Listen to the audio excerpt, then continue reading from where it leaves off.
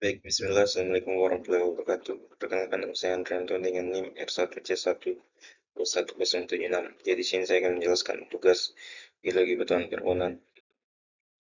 Di mana diagenesis batuan karbonat adalah serangkaian proses fisik, kimia, dan biologis yang mengubah sedimen karbonat lepas menjadi batuan keras seperti batu kapur atau dolomit.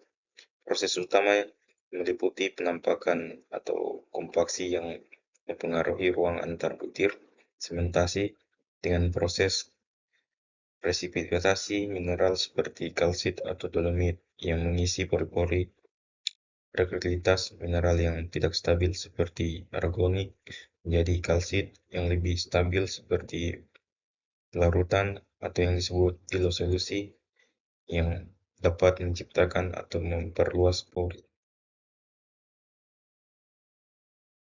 Proses diagenesis batuan karbonat, sementasi resiptivitas dari semen dalam sedimen karbonat merupakan proses diagenesis yang lazim terjadi. Proses ini terjadi ketika rongga dalam keadaan superpariter dengan keberadaan semen dan tidak adanya faktor kinetik yang dapat menghambat terjadinya presipitas semen.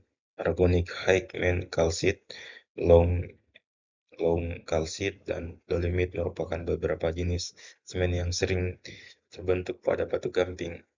2. Mikritisasi mikrofosil. Mikritisasi mikrofosil merupakan sebuah proses di mana komponen bioklasis mengalami alterasi saat di dasar laut oleh organisme, alga, jamur, dan bakteri.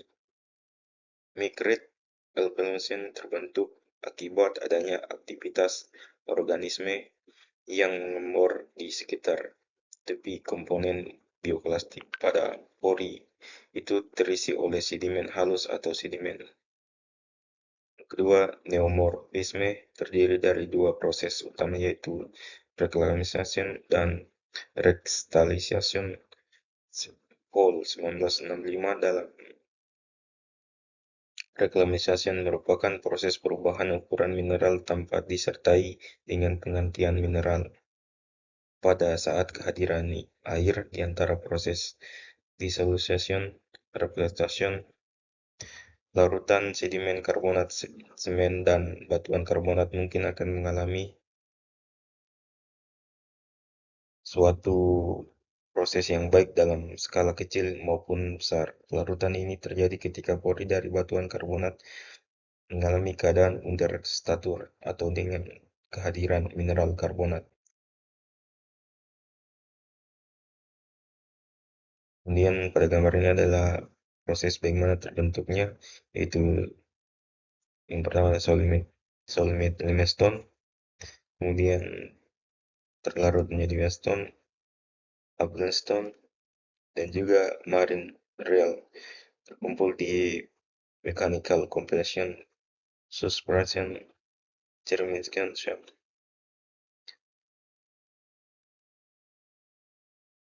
Efek diagenesis terhadap porositas dan permeabilitas. Diagenesis merupakan proses fisik, kimia, dan biologi yang terjadi pada sedimen setelah pengendapan hingga menjadi batuan sedimen padat yang memiliki pengaruh signifikan terhadap porositas dan permeabilitas pada tahap awal. Proses sementasi dan permeabilitas mineral di ruang pori dapat mengurangi porositas karena ruang kosong antar butir diisi oleh semen karbonat, silika, ataupun mineral lainnya.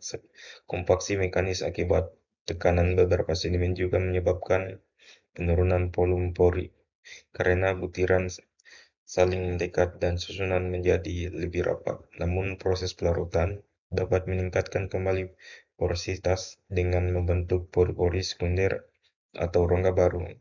Permeabilitas juga mengalami perubahan seiring dengan diagenesis. Sementasi yang berlebihan akan menghambat aliran fluida, sedangkan pelarutan yang menghasilkan jaringan pori terhubung dapat meningkatkan kemampuan aliran batuan. Dengan demikian, efek diagenesis terhadap porositas dan permeabilitas bersifat dan bergantung pada dominasi proses pengisi ruang pori atau yang membentuk ruangan pori.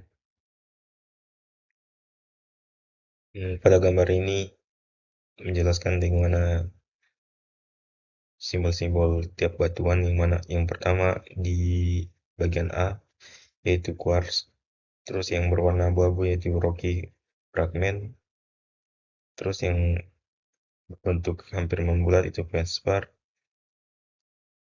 dan yang berwarna hijau itu ketin corlit, dan berwarna merah jambu itu early quartzine, dan yang berwarna kuning itu batu pasir.